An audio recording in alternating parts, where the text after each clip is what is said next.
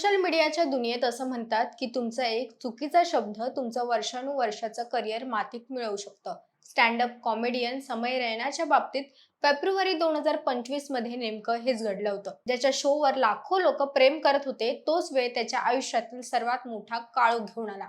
India's got लॅटेंट या show मधील एका वादग्रस्त वक्तव्यामुळे संपूर्ण देशात संतापाची लाट उसळली. ब्रँड्सने पाठ फिरवली, FIR दाखल झाले आणि वाटलं की समय रैण्याचं पर्व आता संपलंच. पण तब्बल 14 महिन्यांच्या शांततेनंतर समयने अशा काही पद्धतीने कमबॅक केलं की आज तो युट्यूबवर भारताचा सर्वात मोठा स्टँड अप कॉमेडियन म्हणून समोर आला आहे. आजच्या व्हिडिओमध्ये आपण पाहणार आहोत समय रैण्याच्या या वादग्रस्त पडझडीची आणि एका महाप्रचंड कमबॅकची आतील गोष्ट. नमस्कार, मी मयुरी आणि आपण पाहतात मुंबई आउटलुक. गोष्ट सुरू होते जून 2024 मध्ये, जेव्हा समयने इंडियाज गॉट लेटेंट हा आगळा वेगळा शो सुरू केला. प्रेक्षकांना हा शो प्रचंड आवडला. पण फेब्रुवारी 2025 मध्ये एका एपिसोडने सगळं चित्र पालटलं. पॉडकास्टर रणवीर अलाहाबादी याने एका स्पर्धकाला विचारलेला प्रश्न अत्यंत आक्षेपार्ह ठरला.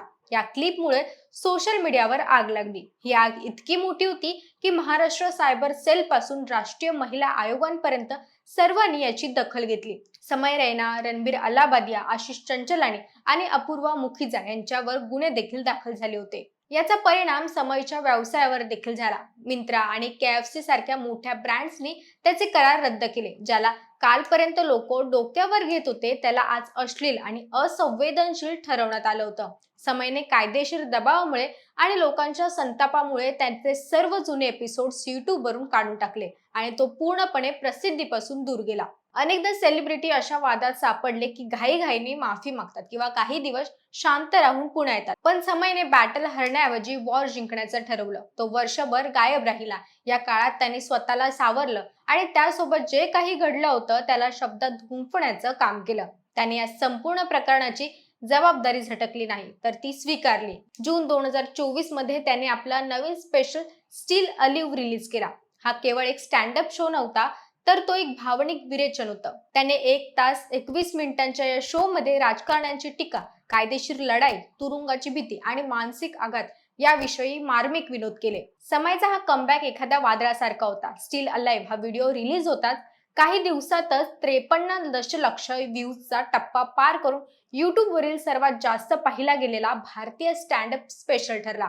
या यशाचं गुपित त्याच्या कंटेंटमध्ये होतं. त्याने मंचावर रडताना किंवा भावुक होताना कोणताही देखावा केला नाही. त्याने लोकांसमोर हे मान्य केले की तो चुकला होता, त्याला भीती वाटली होती आणि त्याने त्याचे मित्र गमावले होते. हा प्रामाणिकपणा तरुणाईला भावला. ज्यांना त्याच्या रोस्टिंग बद्दल आक्षेप होता त्यांनी ही समयची ही बाजू पटली.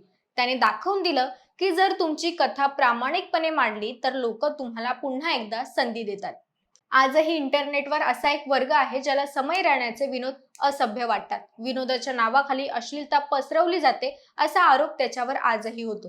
हे सत्य आहे की त्याच्या शो मध्ये शिव्यांचा वापर होतो, पण दुसरीकडे हजारो रुपये खर्च करून त्याचे शो हाऊसफुल करणारे तरुणही आहेत. समयने हे ओळखलं आहे की आपला प्रेक्षक कोण आहे. त्याने टीका करणाऱ्यांना उत्तर देण्याऐवजी आपल्या चाहत्यांशी पुन्हा नातं जोडण्यावर भर दिला. त्याच्या या शोच्या शेवटी त्याने इंडियाज गॉट लेटेंटच्या दुसऱ्या सीझनची हिंट देखील दिली, ज्याची आज संपूर्ण इंटरनेटवर आतुरतेने वाट पाहत आहेत.